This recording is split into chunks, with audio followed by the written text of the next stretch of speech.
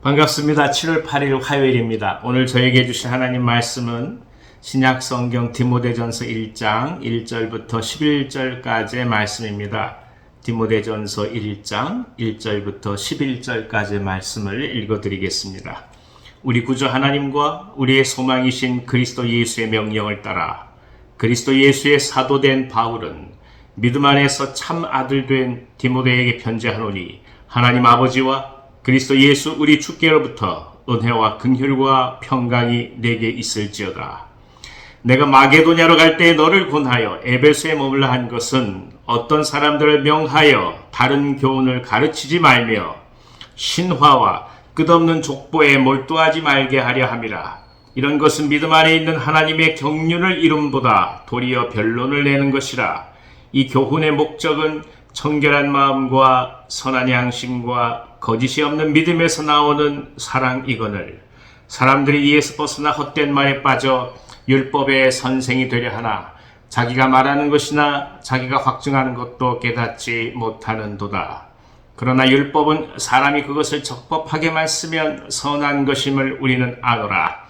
알 것은 이것이니 율법은 옳은 사람을 위하여 세운 것이 아니요 오직 불법한 자와 복종하지 아니하는 자와 경건하지 아니한 자와 죄인과 거룩하지 아니한 자와 망령된 자와 아버지를 죽이는 자와 어머니를 죽이는 자와 살인하는 자며 음행하는 자와 남색하는 자와 인신매매를 하는 자와 거짓말하는 자와 거짓 맹세하는 자와 기타 바른 교훈을 거스르는 자를 위함이니 이 교훈은 내게 맡기신 바 복되신 하나님의 영광의 복음을 따름이니라.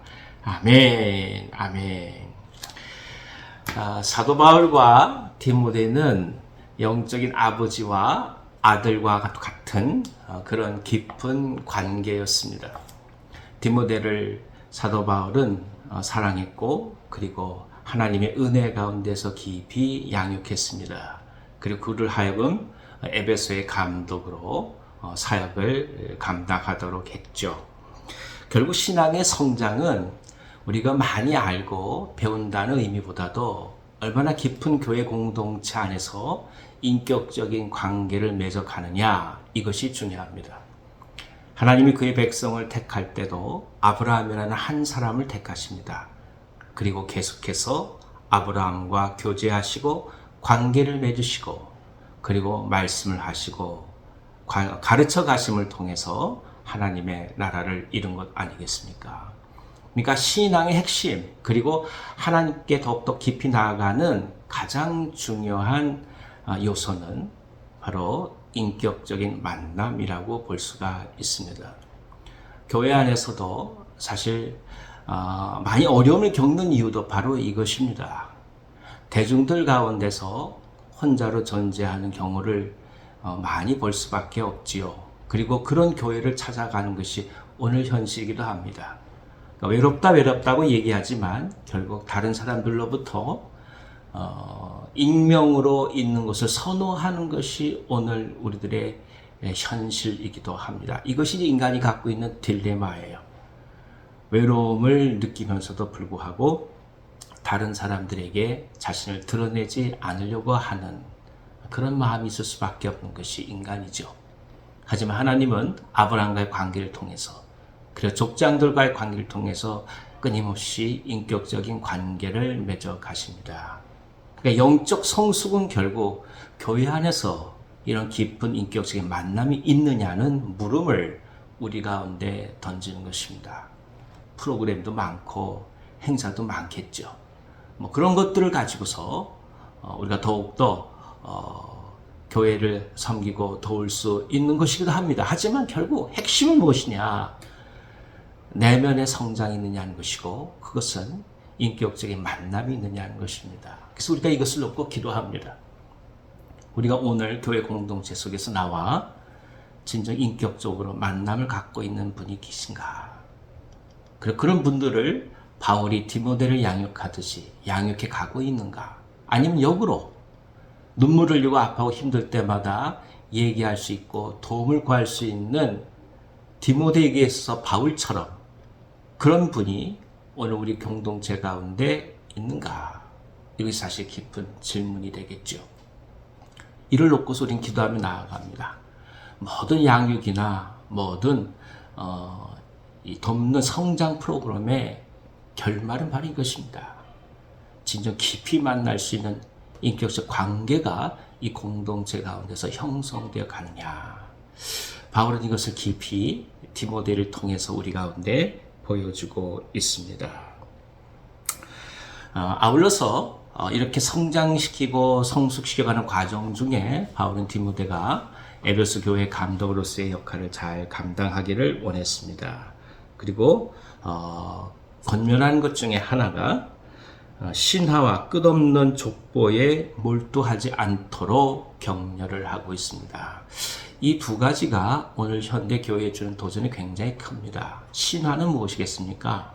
그건 결국 인간이 갖고 있는 욕망에 투영된 결과입니다. 그러니까 그리스 로마 신화에서 많은 신들을 보면서 우리가 알 수 있듯이 그 모든 신들은 지극히 인간의 욕망이 투사된 모습이고 그리고 현실화되면서도 동시에 능력을 갖고 있는 존재로 그려지는 것 아니겠습니까? 그러니까 신화에 몰두할수록 우리가 갖고 있는 세계의 한계와 그리고 욕심 속에서 벗어나기가 어렵게 됩니다. 그러니까 이것을 주의하라고 얘기하는 것이고요. 족보라는 것은 무엇이겠습니까?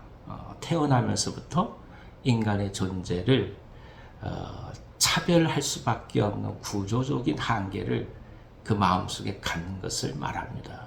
그렇습니다. 오늘 우리에게 흔히 유행하는 이야기도 그런 얘기가 많이 있지 않겠습니까? 중요한 것은 어떻게 태어나느냐, 어떤 혈통이냐가 중요한 것이 아니라 오늘 우리가 어떻게 하나님의 사람으로 이 땅에서 회복되어 가며 그리고 그분의 사람으로 살아갈 것이냐가 중요하다는 것이죠. 계속해서 이 문제를 가지고서 우리는 힘들어하게 될 것입니다.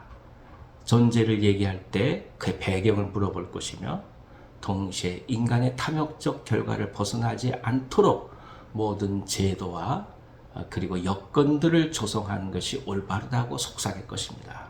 그때마다 고백할 것이 무엇이겠습니까? 진정 믿음의 은혜입니다.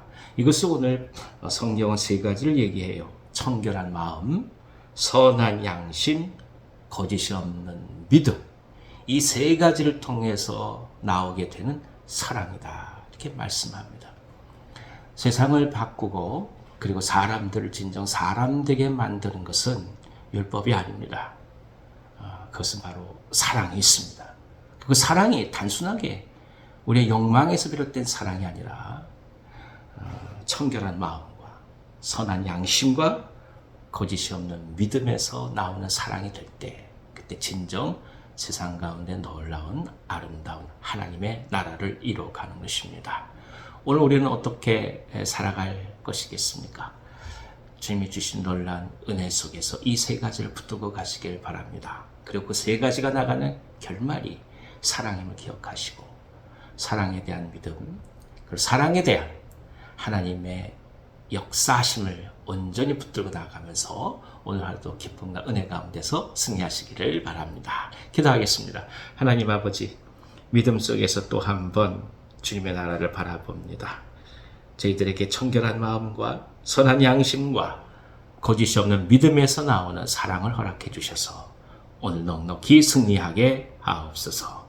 병상 가운데 아픈 종들 가운데 함께하여 주시고 저들 가운데 은혜를 베풀어 주시며 오늘 하루의 모든 시간을 주님의 손에 의탁하며 나아갑니다.